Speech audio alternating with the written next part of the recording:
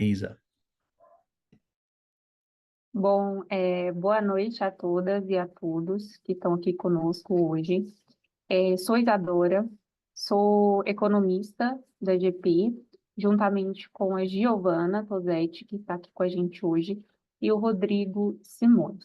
Nós fazemos parte do time de análise de mercado da GP Coast Drivers, e hoje a gente vai abordar o tema que está bastante forte, né, nos últimos anos, voltado para o dia a dia das áreas de compra. E esse tema é ISD, né?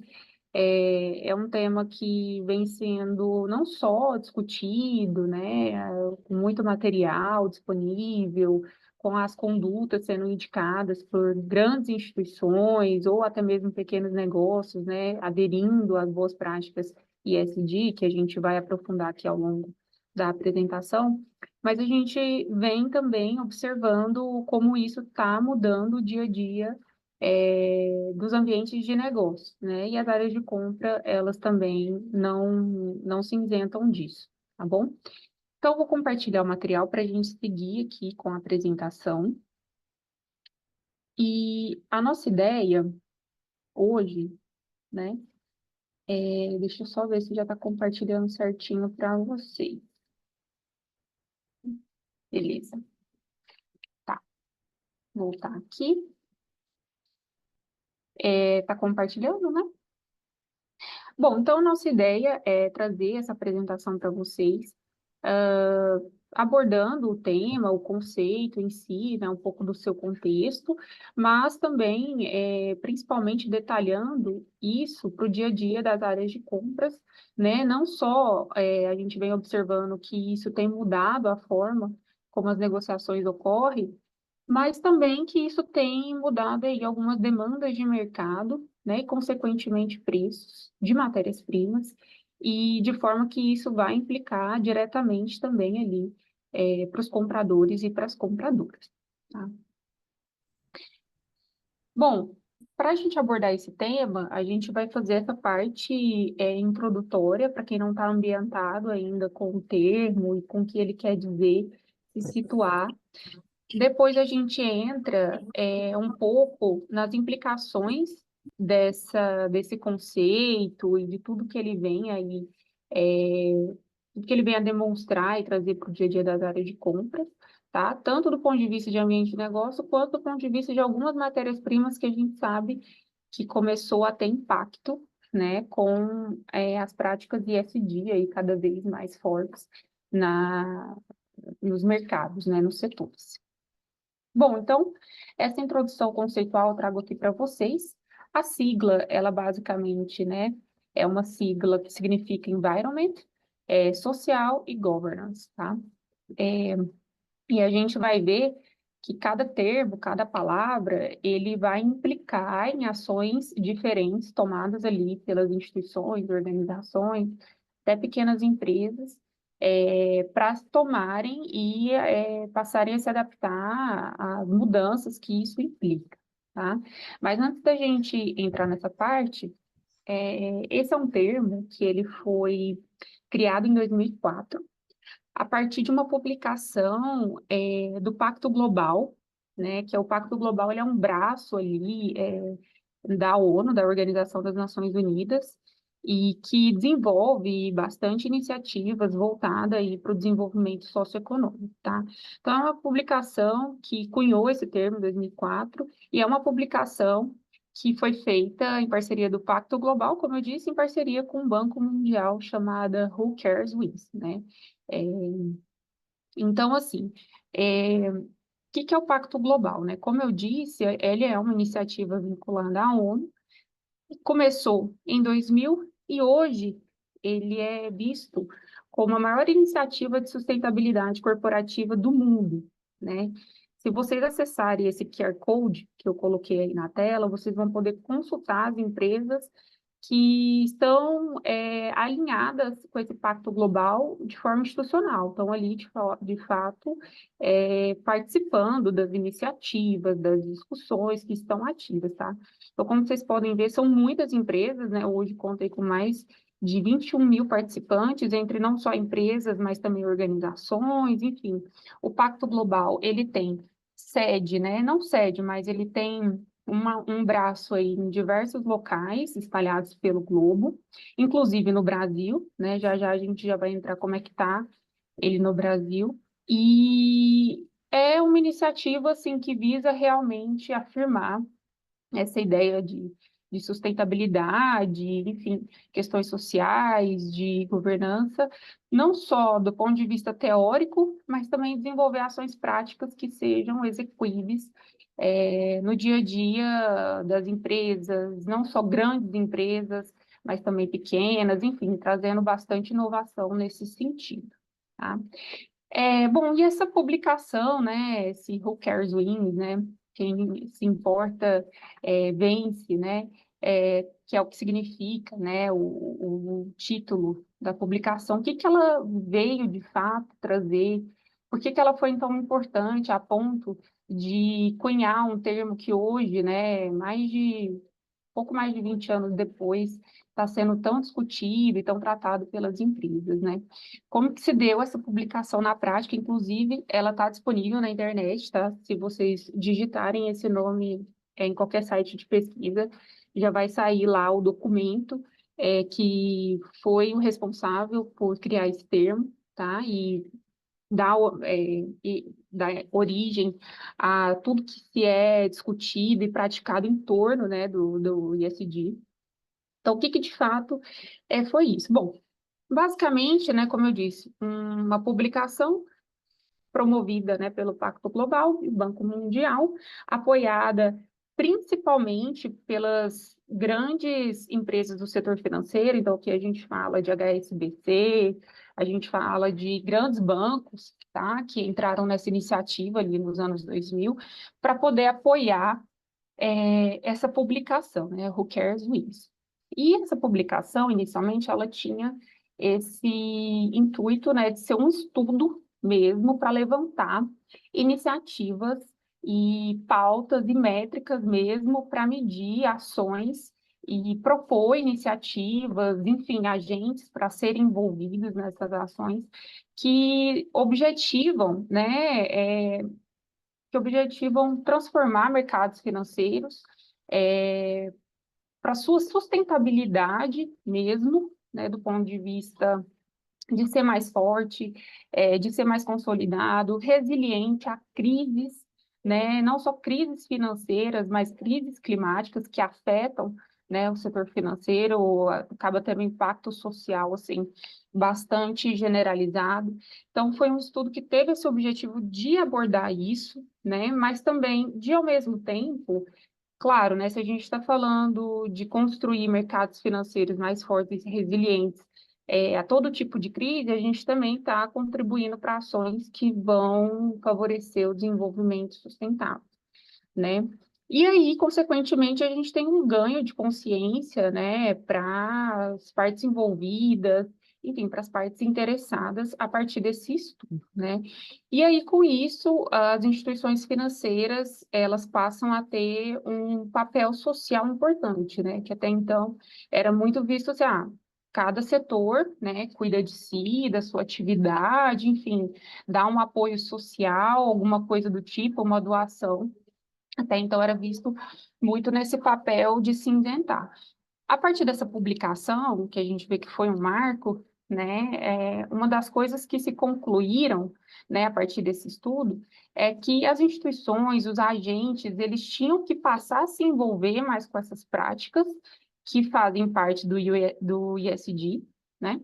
E aí depois a gente vai detalhar, então, por fim, o que que é de fato essas práticas, tá? E aí, então, tinha que vir a ter um envolvimento sistêmico, né, de todos os agentes para ter ganhos mútuos, né, e ganhos mútuos quando se desenvolve determinadas ações de alguma das diretrizes ou de todas do ISD, tá?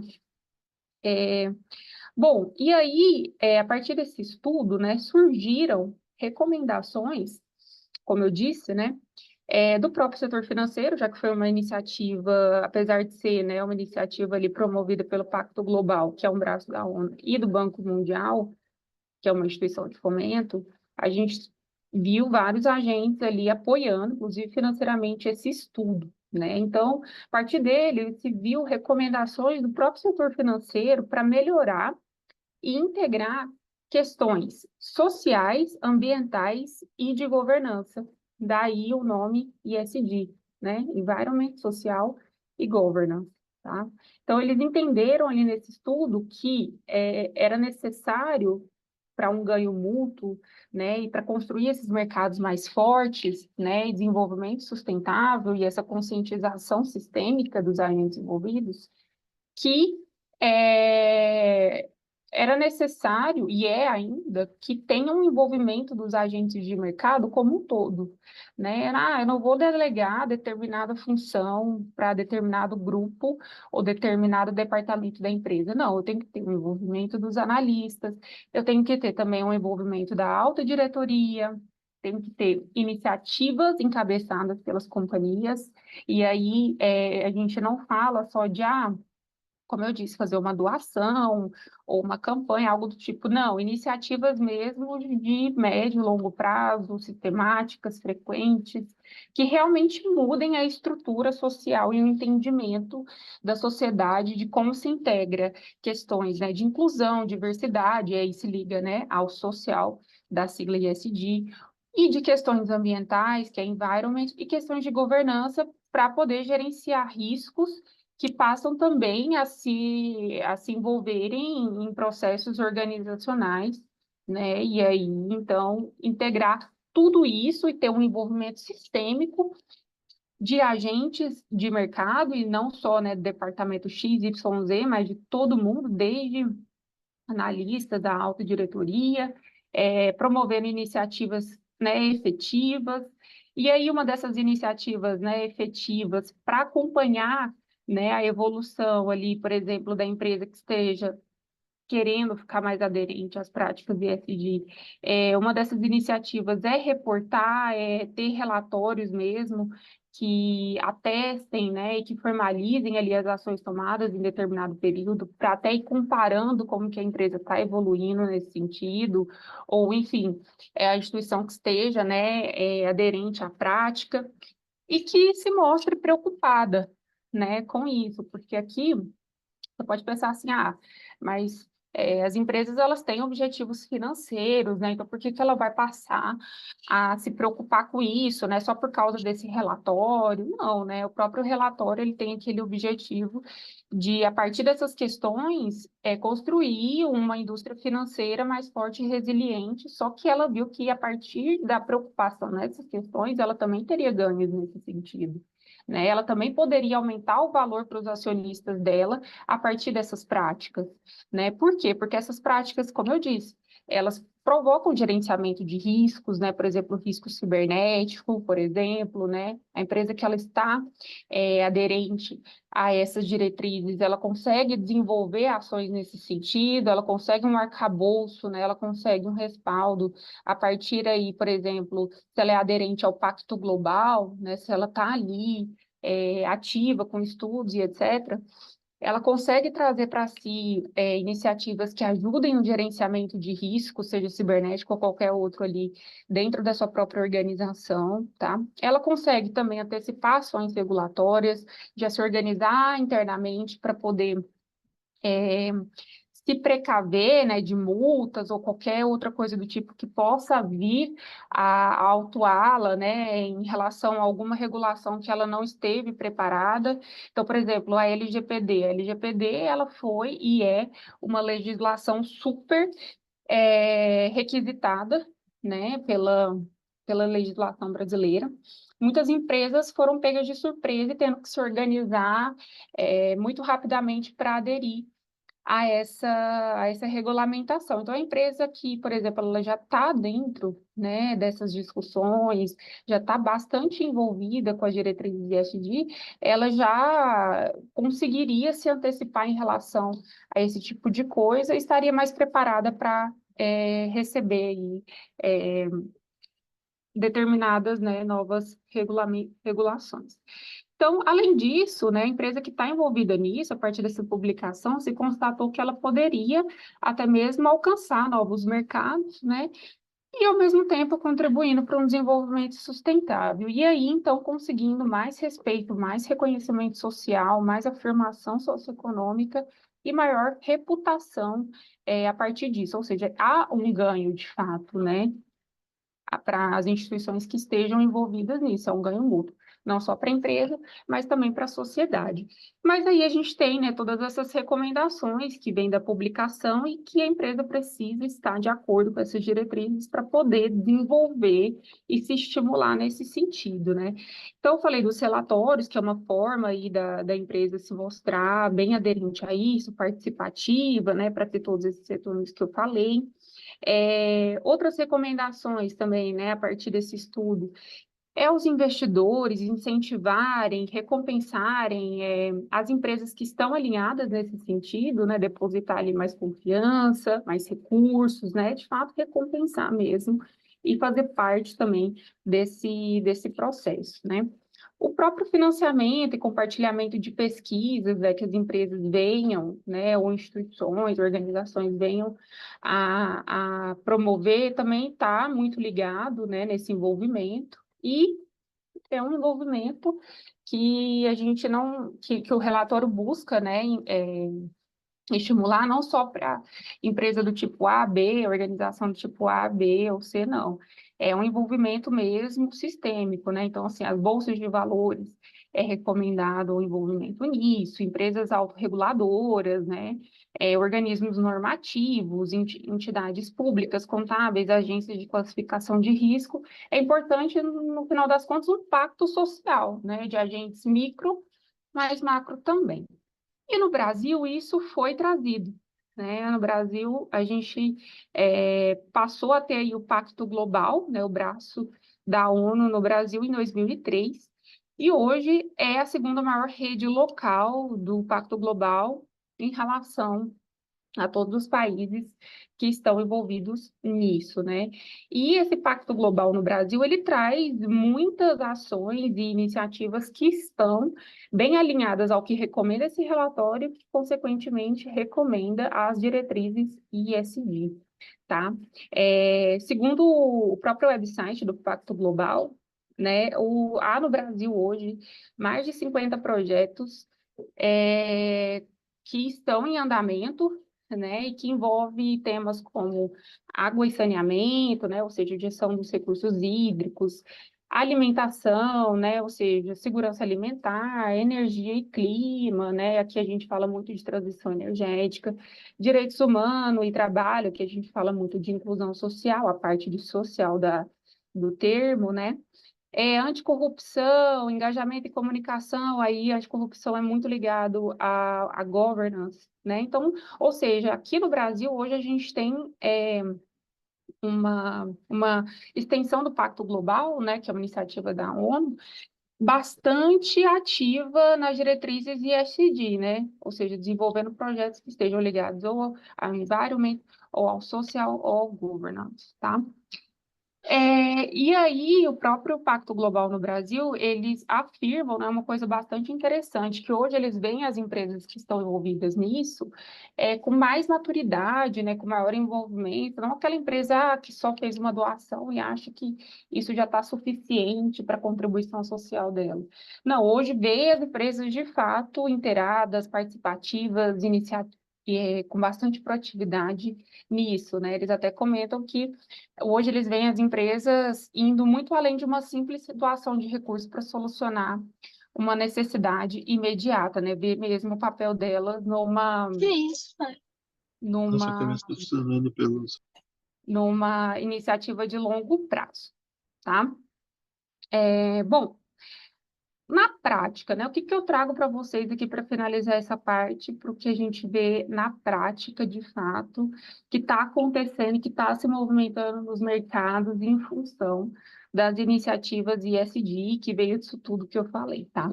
Segundo um levantamento que a PwC, né, a Price, empresa de auditoria e consultoria, uma das Big Four aí, levantou, né, estima-se que até 2025, 57% dos ativos que estão alocados em fundos europeus, eles estarão, né, até essa data, considerando critérios ESG, né? São fundos que eles são abertos no mercado para captar recurso, mas que eles estão ali também, ao mesmo tempo, desenvolvendo iniciativas, considerando ou estabelecendo certos critérios que estejam alinhados às diretrizes ESG, né? Ou seja, um fundo que mostra preocupação com o desenvolvimento sustentável, né? Ou seja, às vezes é um fundo que está captando recurso para determinada construção e é uma construção que vai considerar muitos critérios ambientais, né? Então, pode ser de diversas formas nisso, tá? Nesse sentido. Além disso, no Brasil, né, esse mesmo estudo constatou que fundos, né, do chamado ISD, eles captaram 2,5 bilhões de reais no ano de 2020, né? Ou seja, é uma quantidade bem expressiva, né? E vem crescendo isso de uns anos para cá. Outras iniciativas que a gente vê bastante nesse sentido aqui no Brasil, tá? E no mundo, mas no Brasil recentemente ficou bastante evidente isso, é os chamados títulos verdes ou os green bonds, tá? Esses títulos, eles são emitidos por determinada instituição, no caso, o governo brasileiro emitiu em novembro do ano passado, e aí ele emite esse título no mercado, capta recursos, e esses recursos que ele capta, ou seja, pega emprestado, entre aspas, ele vai investir em projetos ou atividades que tenham benefícios ambientais e sustentáveis, ou seja, é uma captação de recurso dedicada totalmente a iniciativas que visem, né, que objetivem mesmo a questões ambientais, clima, enfim, pesquisas em relação a biocombustíveis, por exemplo, tá? Outro ponto interessante que a gente pode ver bastante o ISD na prática, né? São os relatórios de sustentabilidade que a gente pode consultar no website das empresas. Eu coloquei aqui o nome de algumas empresas, que vocês podem ver isso na prática, tá? Mas, assim, muitas empresas hoje já aderiram a essa prática de colocar lá as práticas sustentáveis que fizeram no último trimestre, no último semestre ou no último ano, e faz isso, né, de forma a ser atualizado para que as pessoas, os investidores principalmente, acompanhem e depositem maior confiança e maior julgamento de responsabilidade ambiental e social daquela empresa que se esteja aplicando os recursos, tá? Então, onde que você acessa isso, né? Nessas empresas que eu coloquei aqui, você pode simplesmente acessar na aba sustentabilidade, né? Geralmente é um ícone com essa carinha que eu coloquei aí. E lá você vai ter ali as principais iniciativas e a evolução dessas iniciativas que essas empresas adotaram e que são alinhadas aos critérios e diretrizes do ISD, tá? Eu coloquei aqui o nome dessas empresas, são maiores, mas hoje a gente tem estudos, né, que já mostram que até mesmo os microempreendimentos conseguem adotar práticas ESG, e não só conseguem, como adotam, tá? Então, assim, eu já li, por exemplo, o caso de uma rede de açaí, né, local, regional, de determinado estado, que desenvolve ações nesse sentido e consegue ganhos para ela e para a sociedade, consegue, né, retornar aquilo para a sociedade. Ou seja, a gente não fala aqui só das gigantes, né, conseguindo e tendo recursos para poder investir nisso. A gente fala também de pequenos negócios que conseguem se sobressair nesse sentido e que mostram resultados bastante satisfatórios do ponto de vista do ESG. Então, assim, é só também para comentar que quando a gente fala de ESG, a gente não fala de práticas assim que sejam muito longe do nosso alcance, não. Dá para os agentes, né, toda a sociedade se envolver num pacto social em que todo mundo acaba ganhando, né, com isso no final das contas. Bom, dessa parte introdutória era isso que eu tinha para passar para vocês. Agora a Giovana, ela vai mostrar um pouquinho disso, das práticas de ESG no ambiente de negócios. Eu vou parar de compartilhar aqui, eu acho que ela vai compartilhar o material e vai seguir com vocês, e depois o Rodrigo também vai trazer um pouco do que ele apurou é, de tudo isso que eu falei para as áreas de compras, tá bom? Boa noite a todos. Eu sou Giovana, eu sou economista aqui da área de análise de mercado. Eu vou introduzir aqui para vocês, então, um pouco das mudanças trazidas, né, pelo ESG e ESG, no ambiente de negócios, né, mais especificamente no ambiente das empresas, tá? Como a Isa ressaltou, né, o ESG abrange uma série de questões relacionadas à posição da empresa na sociedade, né, mas que também acaba envolvendo, no final das contas, todas as áreas de uma empresa em si, né? Até porque empresas com esse viés acabam agregando maior eficiência, né? E esses critérios têm se tornado cada vez mais um parâmetro para os investidores, né? Para o reconhecimento dos investidores, dos clientes e da sociedade como um todo, né? Os investidores acabaram começando a incorporar, né, a exposição aos riscos ESG, mais recentemente, principalmente os climáticos, né? Nas suas tomadas de decisão. Aqui no caso do Brasil, mais especificamente, a gente já pode ver alguns avanços regulatórios importantes, né? A Isa até falou algumas coisas nesse sentido, que acabam impactando diversos setores dentro da economia nacional, né? Algumas medidas ESG, né, vêm se tornando um vetor importante na determinação, de linhas de crédito, algumas indústrias, né, por exemplo. A gente vê a agroindústria sendo beneficiada aí recentemente também. Mas é internacionalmente, né, principalmente, que a gente já vê normas mais consolidadas e estruturadas, né, sobre esse aspecto. Principalmente por mudanças normativas mais ligadas à Europa, né, sobre as empresas, nesse sentido.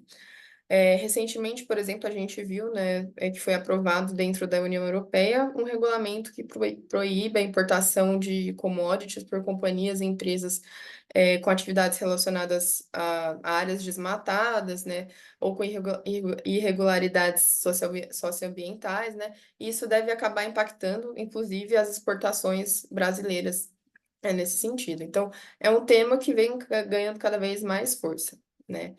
Então, a pressão por esse alinhamento concreto de ações efetivas, né, comprovadas, perante a mais diversa gama de stakeholders, né, de controladores de mercado e de mais interessados a esse corpo de critérios, né, tem sido cada vez maior.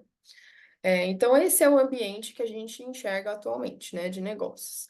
Dada essa necessidade, a gente vê que o ESG pode afetar muito as operações internas da empresa, né, como um todo, mas também acaba se estendendo, afinal das contas, a áreas como marketing, vendas e principalmente para a área de compras, tá? E por que isso, né? Porque as áreas de compra e os líderes de compras, né, têm uma importância estratégica dentro da empresa, né? Especialmente áreas de baixa maturidade, que estão em desenvolvimento ainda, em que se encontram oportunidades, né, caminhos para traçar processos de maior consolidação e melhora contínua. Tá? Então, as áreas de compras acabam concentrando em si esse papel de decisão, né, determinante, e se elas inserem essa consideração dos critérios ESG como um todo, né, principalmente ligados à sustentabilidade, em termos efetivos, isso acaba por ter um impacto gigante, assim, decorrente, desdobrado na cadeia, né, como um todo, principalmente em cadeias de grande valor agregado, né, de empresas grandes e maiores. A gente sabe, né, que a principal prioridade do procurement sempre foi o custo, né, na maior parte das vezes. Mas uma abordagem estratégica, né, voltada ao ESG, tendo em mente os aspectos ambientais, sociais e de governança, podem ajudar, sim, a definir um tom para a formação de um procurement sustentável, né? E com o comprometimento com essa agenda ESG, é possível, assim, migrar de uma imagem de meros cortadores de custo, né, como área, para profissionais mais focados, enfim, na experiência do cliente, mais facilitadores de negócios, né, maximizando os relacionamentos com os stakeholders, né, com inovação, integração, colaboração, maior desempenho, né, principalmente orientado por dados, que é uma tendência que tem se tornado cada vez mais forte. Tá? E como isso pode ser feito, né? O grande papel do procurement é liderar essa interlocução com todos os stakeholders, né, internos e externos, alimentando esse diálogo, que é um ponto que se torna crucial, né, desde a produção, transformação, distribuição, logística reversa, até os pontos de negócio internos da empresa. né? O gerenciamento das relações, né, dessas relações com todos os agentes acaba se tornando imprescindível, né, nesse sentido, e acabam entrando nesse âmbito de de ESG, de incorporação de critérios ESG, algumas ferramentas e frameworks para poder propiciar a alimentação desse sistema circular, né? E remodelar esse processo, incorporando novas formas de pensamento, novas ações dentro da cadeia de suprimentos, né? Trazendo valor de longo prazo, e as áreas de compras acabam se tornando um ponto muito estratégico, nevrálgico para isso, tá? Então, eu vou trazer aqui algumas ferramentas, assim, aqui brevemente, e alguns quadros teóricos que podem ajudar nessa incorporação de abordagem, tá? Tendo em vista essa importância das áreas de compras, a orientação dos temas materiais acaba se postulando como um fator essencial, né, para definir as prioridades no planejamento dessas áreas, a fim de gerar, enfim, taxonomias de negócios mais sustentáveis, né? E incorporar ferramentas de avaliação de impacto, né? Mais voltadas para o planejamento mesmo das áreas, né? Então, é importantíssimo avaliar e considerar nisso tudo uma questão de dupla materialidade, né? Em que as áreas de compras também assumem, né? Ao integrar tanto os stakeholders internos como externos, né? Criando essa avaliação do impacto do mundo na empresa e da empresa no mundo, né? Ou seja, né, para compreender os riscos dos investimentos sob esses pilares ESG, mas também para entender como os impactos socioambientais como um todo, né, podem ter consequências financeiras ao longo do tempo dentro da empresa para o próprio investimento e rentabilidade. Tá? Então, a materialidade é importante porque acaba definindo por que e como certas questões são importantes para essa empresa, né? Avaliando essa criticidade para os stakeholders e para a escala relacionada, né? A essa mescla de pilares de impacto. Acima de tudo, eu acho que é importante aqui ressaltar, né? Como compreender, né? Que é importantíssimo compreender quais são as prioridades, né, da empresa em termos de ESG, né, e a identificação de quais são as principais questões de sustentabilidade para a organização também é um ponto crucial aqui, né, coletar dados em nível de categoria e fornecedor, identificar áreas de oportunidade, né, com maior impactos, enfim, há uma estratégia e objetivos específicos, né? É muito importante definir e ter essas responsabilidades e marcos muito bem claros, né, nesse sentido.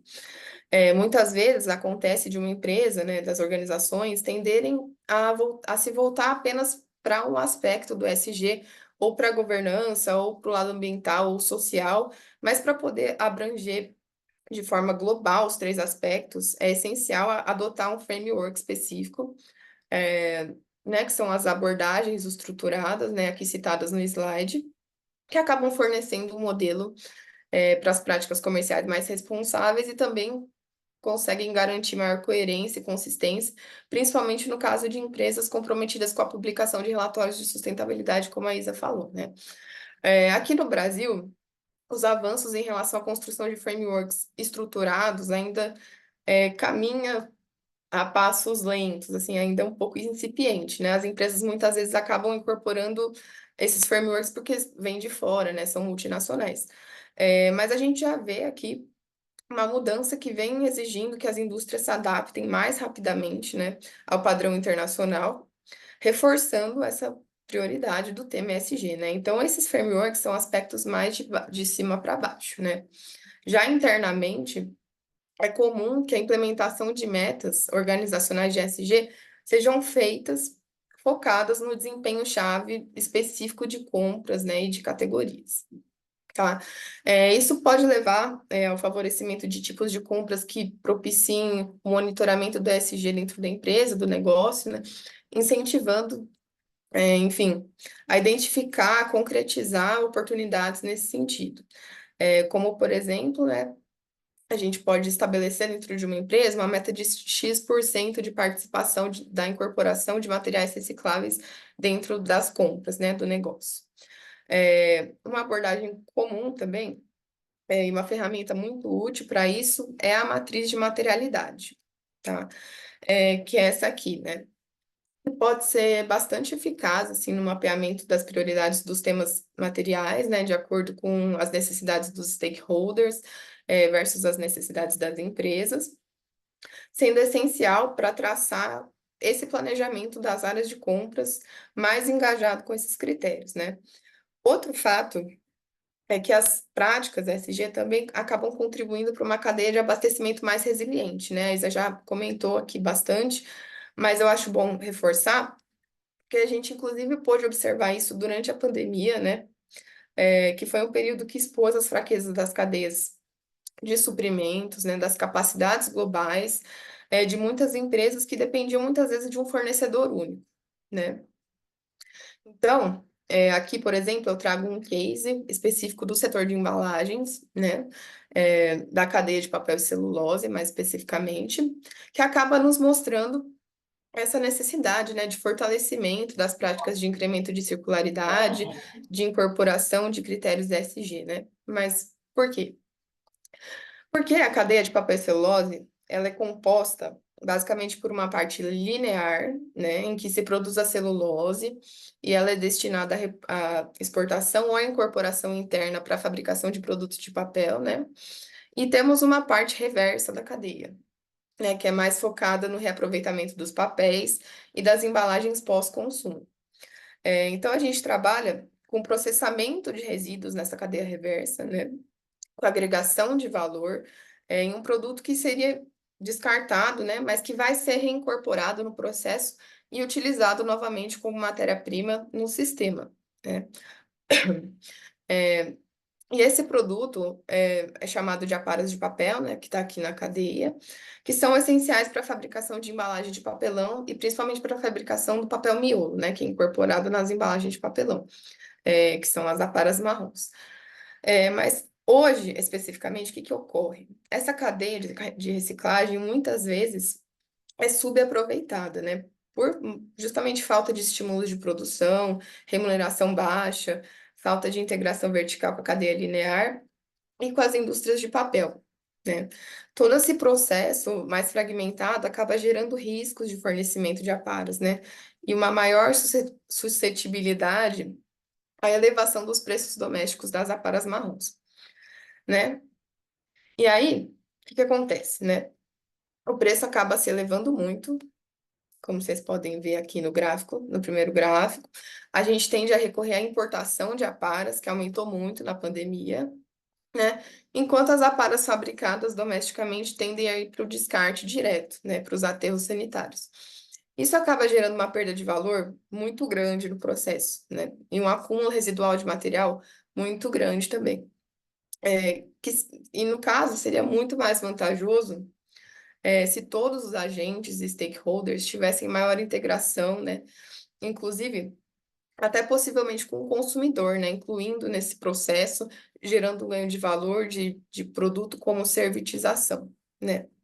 Em termos de gestão de fornecedores, aumento de práticas de governança, de maior transparência, socialmente seria mais vantajoso, principalmente para os catadores de resíduos e trabalhadores informais, né?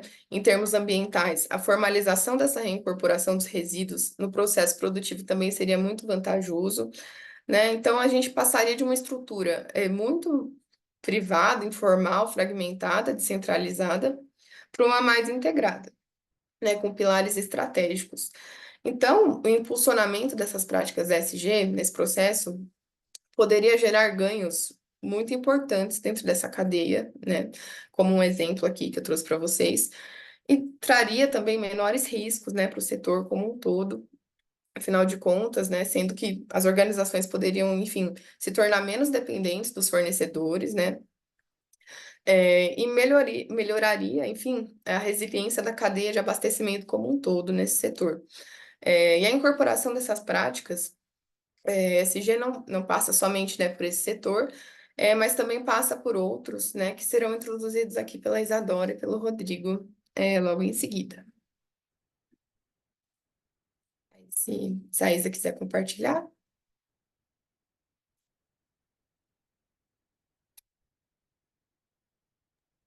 Eu acho que eu vou passar para o Rodrigo falar antes, aí eu fecho no final com biodiesel e ESG. Pode ser, Rodrigo.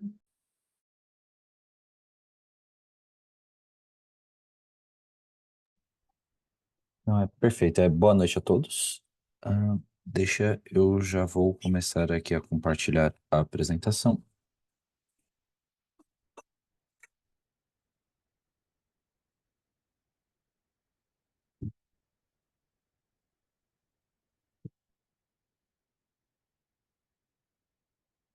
Bom, perfeito. Já está compartilhando. Ok. Bom, então, começando, né, aqui me apresentando, né, meu nome é Rodrigo, eu trabalho aqui especialmente, né, dentro da GP Cost Drivers, voltado especialmente para os setores de commodities metálicas, né, então, de commodities metálicas ferrosas e não ferrosas, né, nos ferrosos, principalmente o minério de ferro e o aço, e nas não ferrosas, alumínio, cobre, níquel, zinco e diversos outros metais que são um dos principais focos, né, quando a gente fala de ESG, especialmente do ponto ambiental, e nós falamos de possíveis impactos no mercado, que é um pouco do que eu trouxe aqui nessa apresentação, né? Então, para começar, né, eu trouxe primeiramente um slide falando um pouco da questão das baterias, né, que acaba sendo um dos principais pontos que muitas pessoas pensam quando falam justamente desse impacto de metais com questões ambientais, com questões de preço, né, e com possibilidades do futuro, né? Então, esse é realmente um mercado, né, que está crescendo muito. E eu trouxe aqui 3 análises. Primeiro, para a gente ver um pouco do comportamento e até mesmo das estruturas de 3 exemplos de bateria. Tá? Então, aqui no canto esquerdo, nós temos uma bateria de chumbo automotiva normal, né, justamente aquela bateria, né, que a gente encontra num carro a combustível, né, que a maior parte aqui das pessoas no Brasil ainda tem. E aqui nós temos outros 2 exemplos, né? Nós temos uma bateria de níquel e uma bateria de lítio, né? As duas são utilizadas para veículos elétricos, porém a de lítio ela é muito mais comum para veículos 100% elétricos e a de níquel ela é muito mais comum para veículos híbridos, né? Que são elétricos, mas também aceitam também combustíveis também, né? E aqui a gente consegue ver justamente, né? Nós trazemos o comportamento delas e as suas composições, né? Nós conseguimos ver que as composições delas são bem diferentes, né? Justamente naqueles gráficos de pizza, né, cada uma delas com o principal metal, né, que é o chumbo, o níquel e o lítio, mas é também com toda uma cadeia que tem semelhanças, claro, mas que também tem muitas diferenças. Porém, de maneira geral, a gente consegue ver, olhando os gráficos dos preços, que eles têm um comportamento um tanto quanto comum, né? A gente consegue ver justamente esse movimento de queda ao longo de 2023, com agora uma ligeira recuperação, que reflete muito do que a gente vê no setor, tá? Então, até nos próximos slides eu vou me aprofundar um pouco mais de preço, né? Mas por que eu trouxe as baterias, né?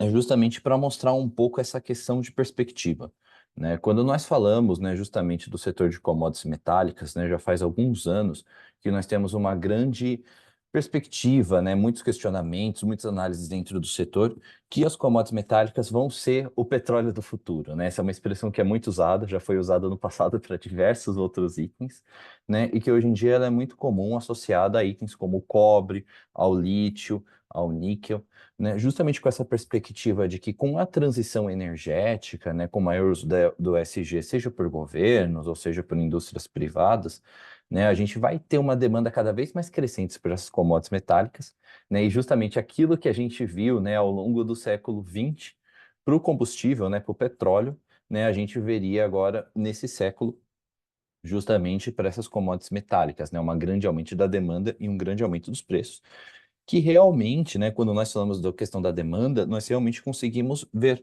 justamente essa questão de perspectiva muito comum, né? Então, por exemplo, né, um dos fatores muito interessantes quando a gente fala desses metais é quando a gente compara o uso atual hoje de metais num veículo normal e um veículo elétrico, por exemplo, né? Então, se hoje nós olharmos um veículo normal, hoje um veículo ele usa em média cerca de 26 quilos de cobre, né, para construir um veículo normal, enquanto o veículo elétrico usa cerca de 80. Né? É importante destacar que esse é um volume que já está em queda. Se a gente olhar um veículo elétrico de algumas gerações atrás, de alguns anos atrás, ele era muito mais quilos, era muito mais cobre. Ele está em diminuição, mas ainda é uma quantidade muito maior, né? E de maneira geral, o que isso se traduz, né? Quanto mais metal é utilizado dentro de um veículo, maior o custo de produção e maior, muitas vezes, é o custo, ou pelo menos mais sujeito justamente aos impactos de flutuação desse metal. né? Então, a gente tem muito dessa questão desse comportamento, né? E não só do metal em si, mas nós também temos a questão das pressões, né? Justamente de uma tendência, né, de busca de utilização de metais verdes, né? Esse é um comportamento que a gente vê muito, por exemplo, com o aço, com o alumínio, né, que são justamente essa tentativa de utilização de um metal com uma menor pegada de carbono, e também até realmente também na mineração, né? A mineração é uma questão interessante que nós temos uma discussão ambiental muito forte, né? Justamente quais são os impactos da mineração, o quanto eles são aceitos, mas a gente também tem uma questão ambiental. Isso acaba sendo muito forte quando a gente fala que muitas das grandes áreas de mineração no mundo, elas são em regiões suscetíveis socialmente, né? Então, muitas vezes acabam acontecendo em regiões de conflito, acabam também acontecendo em regiões estáveis, né? Como, por exemplo, né, nós temos diversas áreas de mineração na África em regiões de países com altas taxas de corrupção, que passaram por guerra civil recente, que passam por governos ditatoriais, né? E nós temos muita discussão, né, de que adianta, né, nós utilizarmos um metal para justamente poluir menos, se minerando esse metal a gente está criando um problema ambiental em um outro país ou mesmo um problema social, né? A gente tem muito essa discussão, né? Isso foi uma conversa, né, que a gente teve muito nos últimos anos, por exemplo, a questão dos diamantes de sangue, né, que era uma conversa muito mais comum no começo do século XXI, e que hoje a gente tem essa discussão por outros metais, né? Justamente essa questão de quanto faz sentido justamente essa pegada também social, que também acaba ligando a isso, né? E além, né, justamente dessas questões, né, desses questionamentos, né, nós também temos diversas outras questões que podem impactar os preços, né? Não só a questão do questionamento se a gente deveria usar uma mina ou não, né? A própria abertura de novas minas acaba sendo um processo devagar, já historicamente, e que a tendência é que fique cada vez mais devagar, justamente com novas leis ambientais sendo mais fortes nos países, o que pode também prejudicar a oferta a longo prazo, né? Isso são vários tipos de discussões, né, que eu vou acabar abordando um pouco nos próximos slides, né? Entrando um pouco mais, né, diretamente nos metais, eu trouxe aqui uma visão bem rápida do alumínio e do cobre, além de outros metais, né? O alumínio e o cobre, eles são alguns dos principais metais associados a esse processo, né? Aqui nesse slide a gente tem uma perspectiva geral do alumínio e no próximo a gente vai ter o do cobre. Eu vou passar por ela bem rapidamente, né? Mas só lembrando, né, esse material depois vai estar disponível, caso vocês queiram ler. Mas quando a gente fala do alumínio, né, a gente vê ao longo de 2023 uma queda nos preços de alumínio e que agora a gente teve uma elevação nesses preços, muito associado a impactos ainda da guerra da Ucrânia, né? A gente teve recentemente sanções dos Estados Unidos e do Reino Unido em cima do alumínio que catapultaram esse preço, né? E o que é interessante destacar, tá? Essa elevação de preço foi justamente como uma questão da guerra, né? E justamente esse medo de que vai ter um impacto na oferta agora do alumínio. Porém, é importante destacar que quando nós olhamos do lado da demanda do alumínio, né, ela ainda é uma demanda um tanto quanto reprimida hoje. Por quê?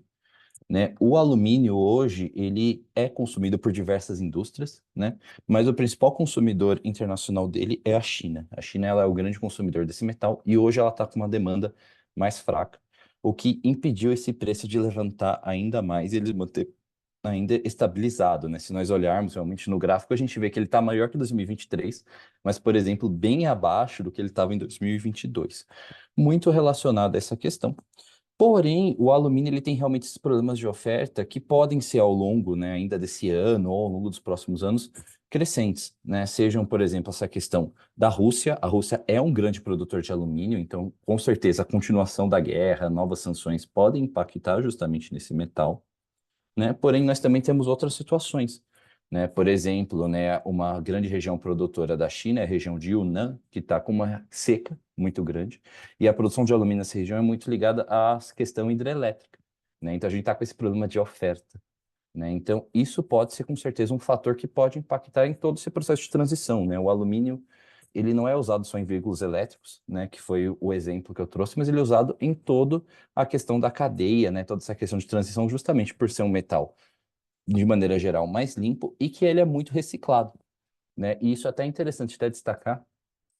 Infelizmente, nós não temos tantos indicadores diretamente relacionados à reciclagem, por ser um setor um tanto quanto pulverizado, apesar de no Brasil ser muito forte, né? Porém, eu trouxe um dos poucos indicadores, né, que nós temos diretamente relacionados a esse setor, e a gente consegue ver que ele tem um comportamento um tanto quanto similar aos demais, né? Justamente aquela linha amarela, porém ela é um pouco mais descolado, né? Ele acaba sendo de um patamar mais alto de maneira geral, justamente por causa muito da perspectiva, né? O Brasil ele é um grande produtor de alumínio reciclado, né? Porém, o que a gente tem é uma demanda crescente, né, da indústria, né, justamente procurando utilizar esses materiais reciclados, e a gente tem uma oferta que seja por questões logísticas, né, da reciclagem, muitas vezes não consegue acompanhar isso e acaba pressionando um tanto quanto justamente esses processos, né?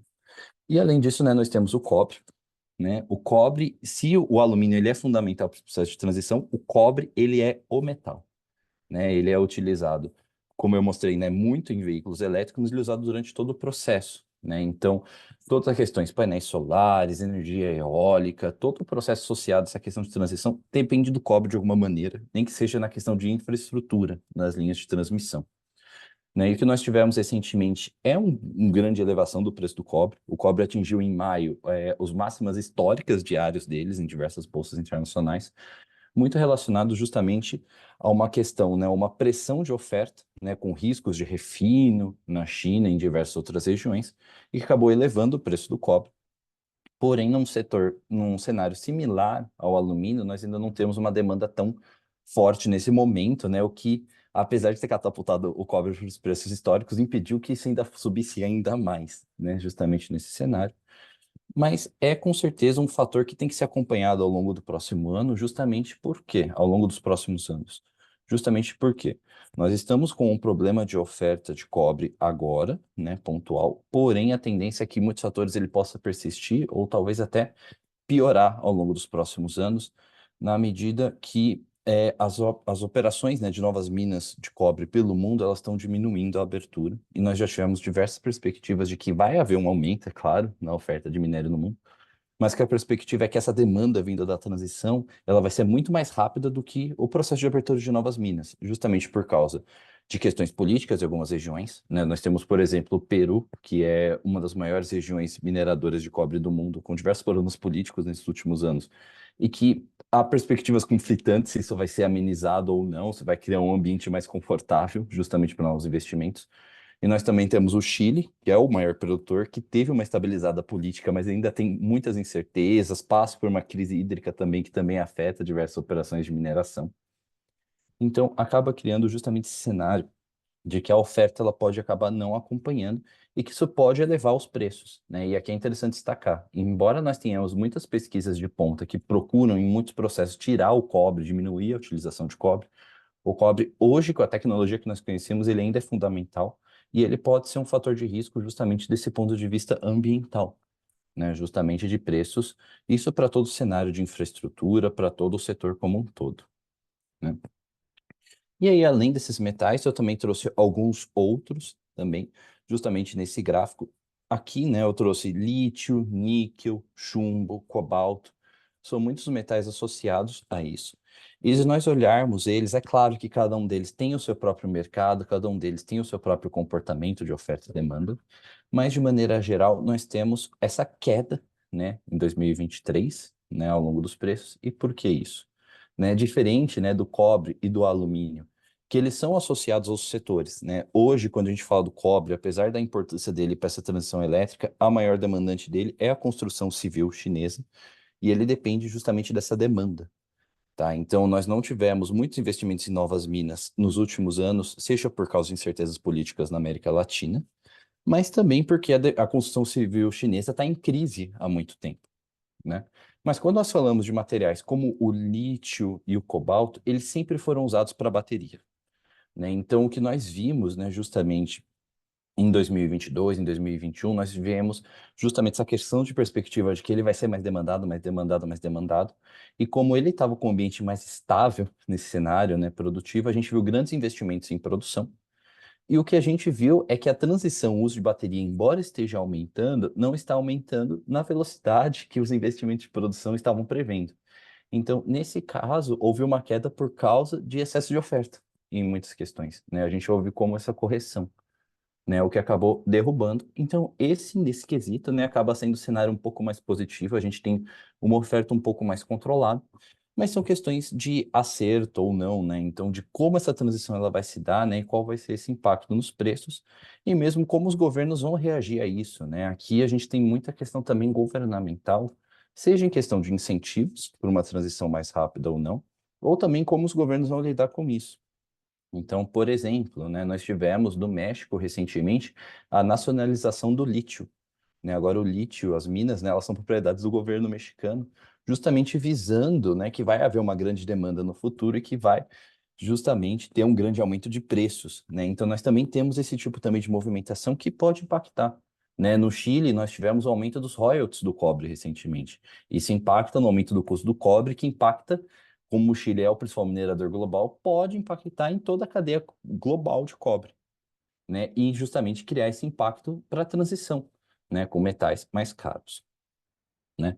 Aqui eu já trouxe justamente, né? Voltado justamente para isso, né? Essas possibilidades do impacto político, mostrando um pouco o impacto negativo, mas aqui principalmente o positivo, né? Quando nós falamos de transição elétrica, né? É claro que o papel da indústria privada é muito importante, mas nós também temos uma importância muito grande associada, seja à regulação, né, desses setores, né, o incentivo do governo de maneira legal, por assim dizer, mas também os incentivos de maneira financeira e justamente como eles se dão, né? Afinal de contas, né, o dinheiro ele não vem de nenhum lugar, né?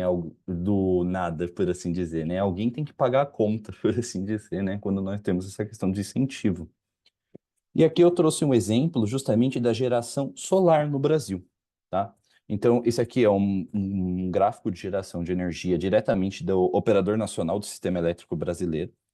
E eu trouxe aqui dois destaques, né? Quando nós falamos justamente dessa regulação de energia solar no Brasil, a gente destaca as duas leis, né, do Marco de Energia Solar, da microgeração, que é a primeira lei de 2021 e a segunda lei de 2022, que tiveram um impacto muito grande na geração, né? Aqui a gente consegue ver que o grande boom, ele acaba sendo em abril de 23, mas isso é muito até com a maneira como o operador nacional contabilizava a energia solar, né? Eles só começaram a contabilizar a microgeração, né, justamente na geração nacional, a partir de abril de 2023, porque antes disso era irrisório, né? Mas se a gente tivesse esses dados, tudo aponta que realmente ele teve um grande aumento a partir dos programas, a partir das regulações dos subsídios. Ele foi crescendo, e em abril o superador nacional não poderia mais ignorar isso, por assim dizer, na contabilidade, e começou a contabilizar, tá? Mas é realmente um aumento muito mais gradual a partir desses projetos de lei, né? Que mesmo com o operador nacional não contabilizando inteiramente, a gente já consegue ver um aumento bem grande partindo dele, né? E isso só mostra muito como é a importância disso, né? E como essa questão de transição, né?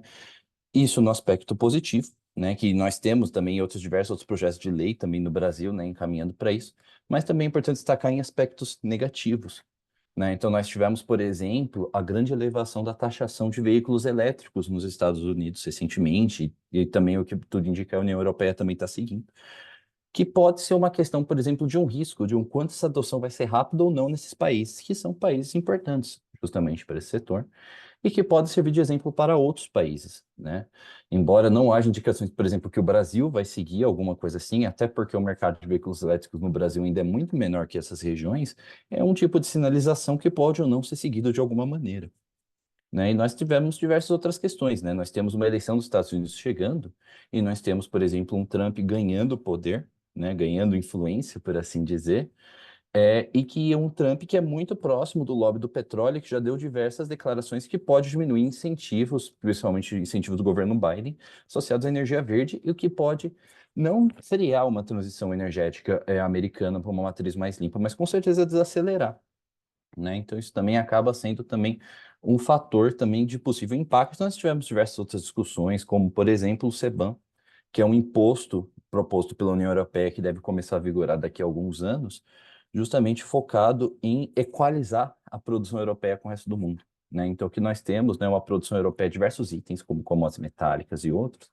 que é uma produção limpa, porém uma produção cara, né? E nós temos diversas outras regiões, como a China, que tem uma produção barata, mas uma produção poluidora, né? Então, o que o CBAM ele procura é justamente pegar essas pegadas de carbono de produção fora da Europa e equalizar, impor um imposto para justamente igualar a produção europeia com essa produção de fora e proteger essa indústria limpa europeia, né, e fazer ela competir de igual para igual, né, justamente como um incentivo para que os outros parceiros europeus, né, comecem a investir justamente numa produção mais limpa e que já está sendo seguido por outras regiões, né? A gente já tem o Reino Unido já anunciou uma medida muito similar e nós já temos algumas discussões, por exemplo, dentro de alguns senadores dos Estados Unidos discutindo isso, né? É claro que ainda varia muito dentro dos Estados Unidos, nós temos a questão da eleição, temos diversas questões, mas é uma questão com certeza de sinalização e que pode ser um impacto justamente de custos, né, dentro de compras, né, justamente a depender de como isso for se dar, né? Aqui, por fim, eu trouxe justamente um resumo, né, de todos essa visão que eu trouxe aqui, né? Então a gente tem algumas questões que apontam o que eu chamo aqui de fatores positivos, que seriam possíveis quedas nos custos associados a isso, né? Então é importante destacar, né? Nós temos a questão dos ganhos de escala de produção, né? Então, quando nós olhamos com um aspecto negativo, nós temos as novas tecnologias, né? Então, toda vez que uma nova tecnologia ela é adotada, nós temos no começo ela sendo muito cara. Porém, no médio e no longo prazo, conforme ela começa a ficar mais comum, começa a ter ganho de escala, a gente começa a ter um barateamento nas tecnologias, tá? Então, a longo prazo, mesmo os custos, por exemplo, de veículos elétricos, eles devem ficar cada vez mais baratos, como eles já estão ficando. Se nós compararmos um veículo elétrico produzido há vários anos atrás com hoje, ele já é muito mais barato, apesar de ainda ser caro, e que deve continuar a baratear, né? Além, é claro, das crescentes pesquisas, né, que procuram utilizar menos metais caros na produção e também na transmissão de energia, que podem baratear isso. Além, é claro, né, da perspectiva de que os governos, né, eles continuem a incentivar justamente essa transição. Porém, nós temos como fatores positivos, é claro, a adoção de tecnologia no curto prazo, que sempre é um processo mais caro. Nós temos a questão dos metais verdes, que hoje em dia eles são mais caros que os metais normais, né? Nós temos a questão da oferta, né? Então temos algumas commodities que não devem ter uma oferta tão crescente quanto a demanda, né? Justamente que podem ser uma questão de risco. Temos riscos políticos associados, e nós temos diversas outras questões que podem justamente também impactar numa maior pressão. Tá, então, o que resumindo, né, justamente toda essa questão é justamente, né, aqui eu trouxe os commodities metálicas, tem alguns outros setores que também têm esse impacto, muito associado à questão ambiental, mas essa é uma questão que acaba impactando toda a cadeia de praticamente todos os setores de compra, até pelo impacto de infraestrutura, se não pelo impacto de logística com veículos elétricos, né, e que são questões que aumentos de custos, com certeza, podem ser repassados, né? E nós temos esses diversos movimentos conflitantes que mais que tudo indica que podem levar a aumentos nessas matérias-primas e que podem ser repassados para toda a cadeia e que com certeza devem ser, sempre é um ponto, né, no fundo, né, da cabeça do comprador, justamente pensando sobre essas possibilidades. Aí, dito isso, né, esses foram os principais pontos, né, então eu acho que agora a gente já poderia já voltar já para a Isadora, né, para trazer o último setor, né, que seria o do biodiesel. Bom, pessoal, eu vou passar bem rapidamente aqui sobre o setor de biodiesel, tá? Faz muito sentido para essa discussão, e aí a gente já abre para perguntas. Eu vou chamar a atenção só de alguns pontos aqui para biodiesel, só para a gente deixar aqui, até para conhecimento de vocês. E, enfim, se surgirem perguntas, a gente já tem aqui o ponto de partida, tá? Bom, o biodiesel, ele entra também, acho que nessa mesma linha que a Giovana e o Rodrigo abordaram, que é muito relacionado à questão do meio ambiente, tá? Da sigla ESG, no caso, a letra E, né, de Environment. E o biodiesel, ele vem como uma alternativa energética e ou complementar também, né, as fontes de energias que a gente tem atualmente. Então, no Brasil, ele é utilizado como mistura, né, no diesel para fabricação, desculpa, ele é utilizado para misturar, tá? O biodiesel se mistura com o diesel para a fabricação mesmo ali do combustível, tá? E isso, né, desde o ano passado, tem deslocado bastante a demanda por biodiesel, porque o governo, que assumiu ano passado, começou a aumentar os percentuais obrigatórios para a mistura de biodiesel na fabricação de diesel, tá? Antes, né, até 2022, esse percentual era 10%, ano passado passou para 12%, e agora eles já conseguiram antecipar esse aumento para 14%, que era um aumento até então previsto, para 2025. E isso, né, consequentemente, tem aumentado a demanda por biodiesel, e não só, né, a própria produção de biodiesel, como a gente vê aqui no gráfico, ela atingiu seu ponto de máximo em março desse ano, então a produção que sofreu uma baixa em 2022, né, porque o percentual estava em 10%, diminuiu em relação a outros anos, agora vem numa crescente bastante pujante, tá? Bom, e isso acaba tendo, sim, impacto nas áreas de compras, porque as matérias-primas para fazer biodiesel, elas são matérias-primas utilizadas para outras coisas. E antes da gente comentar sobre elas rapidinho, né, um ponto de atenção aqui, já que eu já deixo aqui sobre esse produto, é que o Rio Grande do Sul é o maior produtor de biodiesel do Brasil. A gente vê que eles têm uma parcela de quase 30%, segundo os dados da ANP de 2021, tá? Esse percentual, essa participação, ela é mais ou menos a mesma para os últimos anos, mas o último dado atualizado que a gente tem, de fato, é esse percentual. E com as enchentes, a gente entende que vai ter uma certa ruptura aí para alguns meses da produção gaúcha de biodiesel por alguns meses, tá? Então, com isso, né, com as enchentes e toda a reestruturação que está acontecendo na região, a gente reduziu a nossa projeção de produção de biodiesel. Antes do desastre, a gente estava prevendo que ia crescer esse ano mais de 11%, quase 12%, tá? E, considerando a participação do Rio Grande do Sul nessa produção, e considerando que a gente tem aí uma ruptura de mais ou menos 3 meses da produção gaúcha de biodiesel, a gente entende que a produção ainda vai crescer esse ano, mas vai crescer em torno de 9,46%. E aqui eu trago para vocês as matérias-primas que são utilizadas na fabricação de biodiesel, que a gente entende que é onde a demanda pode ficar mais forte aí nos próximos anos, porque o produto ele vem aí como uma alternativa energética, integrando, né, a produção de diesel e a mistura aumentando, né?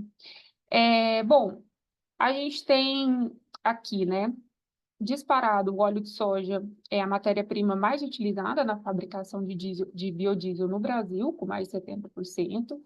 Depois a gente tem diversos tipos de matéria-prima, né? Gordura bovina, óleo de palma, gordura de porco e assim por diante. Tem uns percentuais bastante tímidos, mas eu fiz questão de deixar aqui, que é para a gente ter em mente tudo que pode ser impactado, né?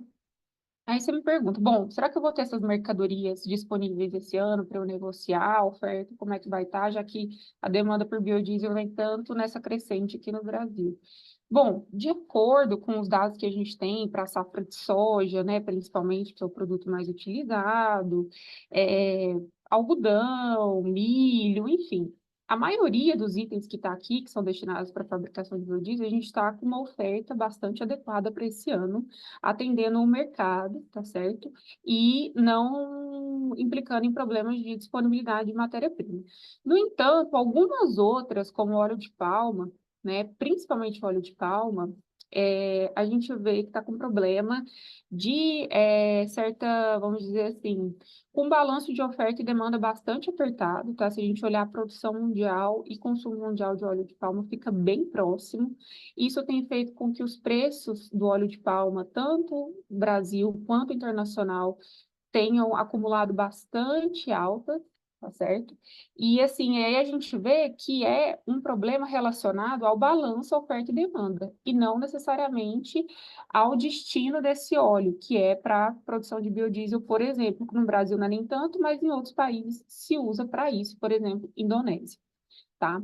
Então, assim, o que a gente tem hoje, né, para a questão da oferta de alguns itens, é o óleo de palma, que eu destaco, que a gente está com balanço bastante apertado para esse ano e para o próximo.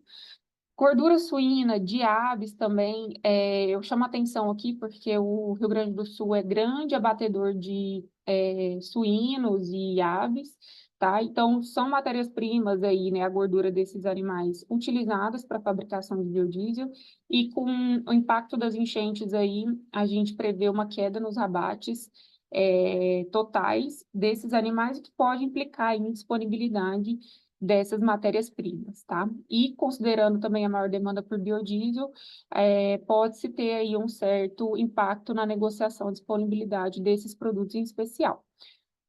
Para a soja, né, que aqui é o produto mais importante, consequentemente óleo de soja, esse ano a safra já foi colhida, né, o Rio Grande do Sul é esperado que ele fique como o segundo maior produtor de soja do Brasil esse ano, mas a safra já foi colhida, não deve sentir o impacto das enchentes na disponibilidade, consequentemente no preço do produto. No entanto, a safra 24/25 está para começar a ser plantada e a condição do estado para poder passar a plantar essa safra, que o período de plantio começa ali entre setembro e outubro, ainda é incerta, né? É um estado, uma região que está se recuperando ainda dos efeitos iniciais desse desastre ambiental. Então, ainda é incerto até mesmo se o estado vai estar preparado para começar a plantar a safra inverno, que é prevista para ser plantada e colhida esse ano. Menos ainda se sabe sobre a safra 24 e 25, então ano que vem ainda é um ponto de atenção aí, principalmente para o óleo de soja. Né? E aí a gente já vê alguns preços desses produtos que eu vejo que pode ter mais impacto da oferta esse ano ou no próximo. O suíno vivo, a gente já vê um aumento de dezembro a abril desse ano no preço do suíno vivo, é projetado um aumento também para esse ano. Tá? O sebo bovino, a gente vê queda, muito relacionado à maior disponibilidade do rebanho bovino, então tem absorvido bastante queda, não deve ser impulsionado pela maior demanda de biodiesel. Óleo refinado de palma, falei, né?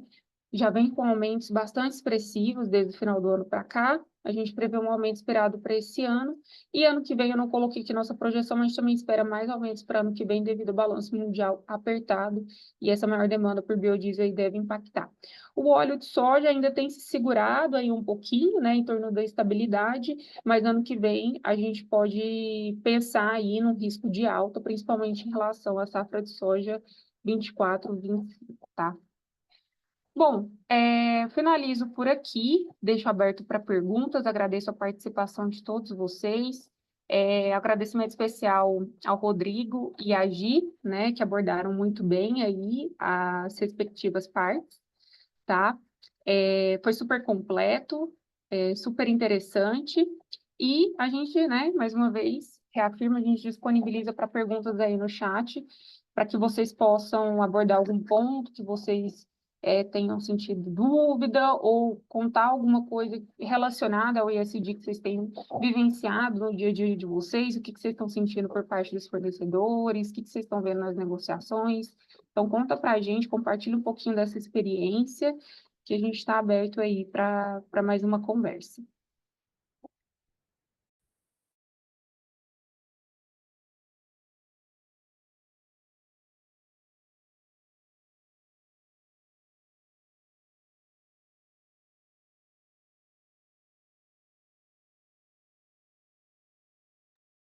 Estou reafirmando, pessoal, vocês recebem esse material que foi apresentado hoje, a gravação também vai estar disponível, então, assim, se você achou interessante, se você achou que tem um ponto forte aí para ser compartilhado, compartilha com o pessoal do trabalho, com amigos, né, também que se interessem pelo assunto. É um material muito rico, que tem informação, né, não só de preço, mas também do ambiente de negócios em si, né? Como essas mudanças têm afetado mesmo as áreas que estão dentro dessa mudança sistêmica, né? Quando a gente fala de ESG, a gente fala muito de pacto, né? O pacto global, o pacto social, né? É essa a ênfase mesmo, é todo mundo se envolvendo, desde o micro ao macro, desde a pessoa fazendo as suas próprias ações, até mesmo a posição dela, de destaque ou não, numa organização que quer fazer aquilo acontecer e quer ser reconhecida por isso, né? Então, todo mundo tem um papel crucial nisso e, querendo ou não, também, acho que o dia a dia de negócios não vai ficar isento, a gente tem que saber onde a gente está pisando, né, nesse momento de mudança, de saber se adaptar a isso, mas com certeza vem com iniciativas extremamente relevantes, né, as diretrizes ESG, e são iniciativas que todas as empresas, inclusive as que a gente faz parte, ou as que a gente negocia, estão adotando, e a gente tem que fazer parte disso, tem que entender bem como se situar, tá? Então, compartilhe essa experiência, muito obrigada, Deyanira, né, agradecendo, a gente agradece a sua participação, Gabriela Pérez, a gente também agradece muito. Agradecimento Nada. especial também ao Érico, o pessoal do Café com o Comprador, que está aqui com a gente, dando Viu, suporte. Isa? Eu vou mandar agora para o pessoal aqui no chat o link da pesquisa. Pedir a gentileza que quem puder responder, pessoal, vai ajudar bastante aí o pessoal a trazer mais informações aí, entender as demandas aí. Então, por favor, quem puder responder, vai ajudar bastante a gente.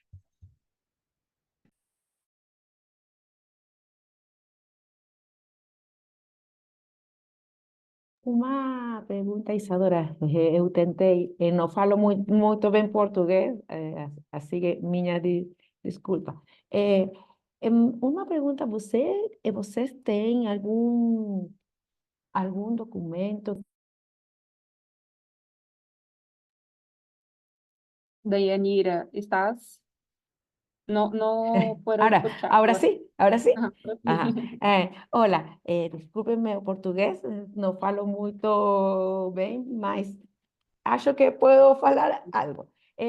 Você tem algum material que possa compartilhar conosco sobre quais são as medições atuais que as empresas e o setor metais estão midiendo em ESG actualmente?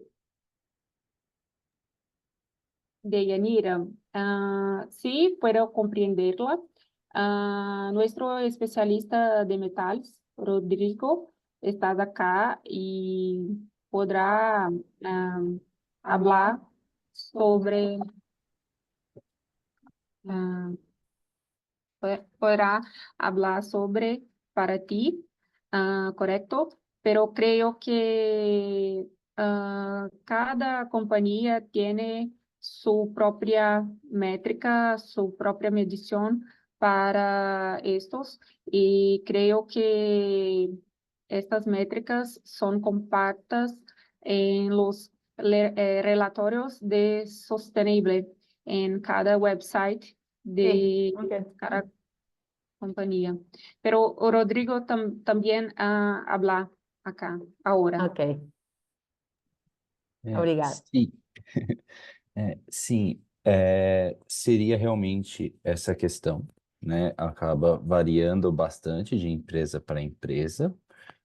Nós temos alguns setores e algumas empresas que são mais velozes, eu diria assim, talvez, do que outras, né, nessa questão de adoção, né? Então, por exemplo, né, uns exemplos muito fortes são setores automobilísticos, né, de veículos, que a gente tem alguns exemplos mais fortes, né? Então, por exemplo, né, nós temos a Volvo na Suécia, que é uma empresa que está procurando muito utilizar alumínio verde, aço verde. Também temos, salvo engano, eu acho que a produção no Reino Unido da BMW também procurando, né? Esses são alguns exemplos que eu consigo citar, mas tem diversas outras, né?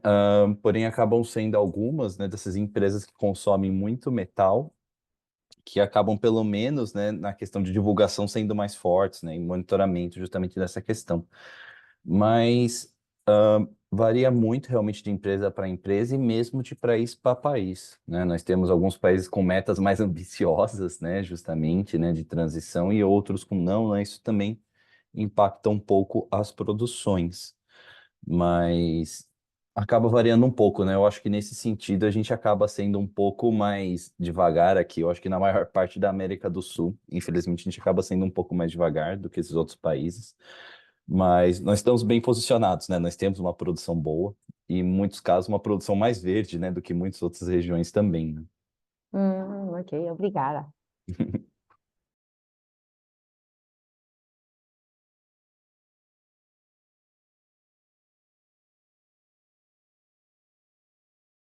Mais alguém? Se não quiser falar, pode pôr no chat, que estamos já caminhando para o final, pessoal.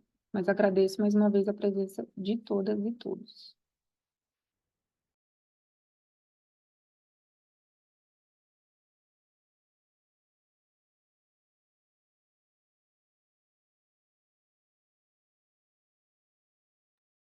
Ah, legal, Carlos. Nossa, maravilha ver essas palavras, viu, Giovana? Aí, ó, Carlos falou que esse guia desmistifica o conceito de ESG.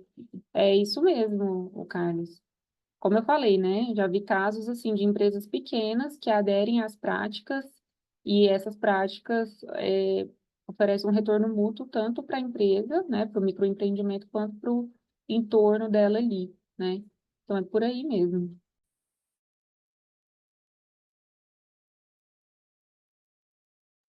Bom, pessoal, então acho que a gente vai chegar ao final, tá?